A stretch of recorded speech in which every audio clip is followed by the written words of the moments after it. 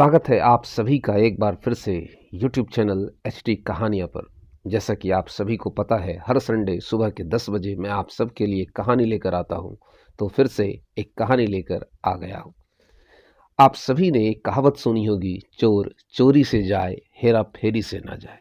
जी हाँ, ये कहावत इतनी पुरानी है कि हम सभी ने कई बार सुनी है। तो आइए, आज की जो कहानी है इसी बात को रिवील करती है और इस कहानी के माध्यम से आपको ये समझ में आएगा कि ये बात कितनी सच्ची है। तो ये कहानी है संत एकनाथ की। महाराष्ट्र में एक संत हुए जिनका नाम था एकनाथ। तो उन दिनों ये परंपरा थी कि जब कभी कोई संत तीर्थ यात्रा पर जाते थे तो उनके साथ गांव के कई लोग भी जो है, जिनकी भी इच्छा होती थी कि तीर्थ यात्रा पर जाएं, तो संत के साथ चले जाते थे। तो संत एकनाथ भी एक बार तीर्थ यात्रा पर जा रहे थे। तो जब उनके गांव के लोगों को पता चला कि एकनाथ जी तीर्थ यात्रा पर जा रहे हैं, तो कई लोगों ने उनसे रिक्वेस्ट किया, हम भी आपके साथ चलेंगे। तो संत एकनाथ जी ने कहा कि कोई बात नहीं, आप सभी हमारे साथ जा सकते हैं। उसी गांव में एक चोर भी हुआ करता था। जब चोर को ये पता चला कि एकनाथ जी तीर्थ यात्रा पर जा रहे हैं और उनके साथ गांव के बहुत सारे लोग जा रहे हैं, तो उस चोर की भी इच्छा हुई कि क्यों ना मैं भी तीर्थ यात्रा पर चलूं। तो चोर ने आकर जो है एकनाथ जी से अपनी मनसा बताई। उस चोर ने कहा कि मैं भी आपके साथ चलूंगा। तो एकनाथ जी ने कहा कि देखो, तुम चोर हो और बिल्कुल जाहिर चोर हो, सभी तुम्हारे बारे में जानते हैं, इसलिए तुम्हें ले जाना ठीक नहीं होगा। तो चोर ने कहा कि मैं आपसे प्रॉमिस करता हूँ कि मैं चोरी नहीं करूँगा। तो एकनाथ जी को विश्वास नहीं हुआ।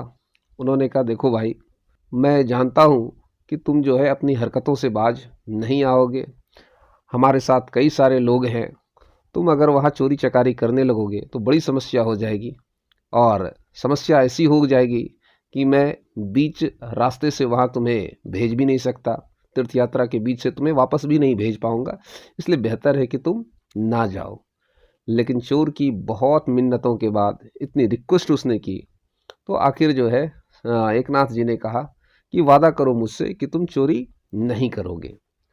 तो उस चोर ने कहा कि देखिए, तीर्थ यात्रा जिस दिन से शुरू होगी और जिस दिन समाप्त होगी, इस दौरान मैं बिल्कुल चोरी नहीं करूँगा, आगे की मैं कुछ कह नहीं सकता। तो इस बात पर भरोसा कर लिया गया और एकनाथ जी ने उस चोर को भी अपने साथ तीर्थ यात्रा पर जाने की अनुमति दे दी। अब सभी चले, तीर्थ यात्रा आगे बढ़ी।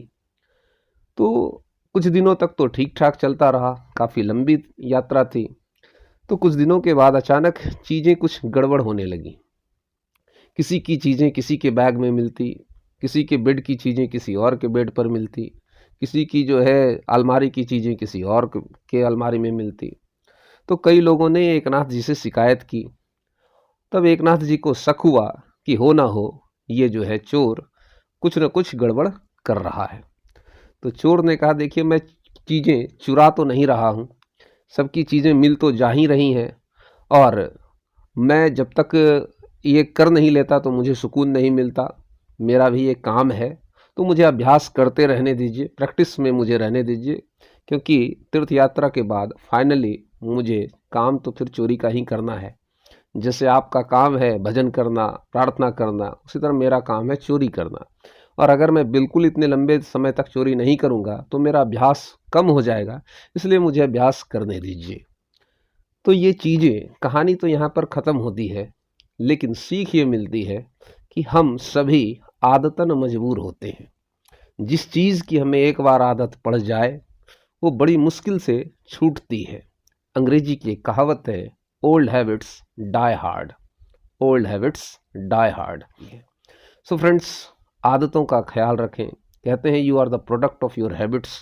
जैसी आपकी आदतें होंगी वैसे ही आपका भविष्य होगा और वैसे ही आपके चरित्र बनेंगे। इसलिए आदतों का बड़ा ही ध्यान रखना पड़ता है। So thank you very much to listen to this audio. कहानी अच्छी लगी तो लोगों के साथ शेयर ज़रूर करें और लाइक करना बिल्कुल ना भूलें। चैनल को सब्सक्राइब करके नोटिफिकेशन बेल को ऑन ज़रूर कर लें, ताकि हर संडे जैसे ही कहानी अपलोड हो आपको बिल्कुल जो है नोटिफिकेशन मिल जाए। मुझे तब तक के लिए बाय बाय।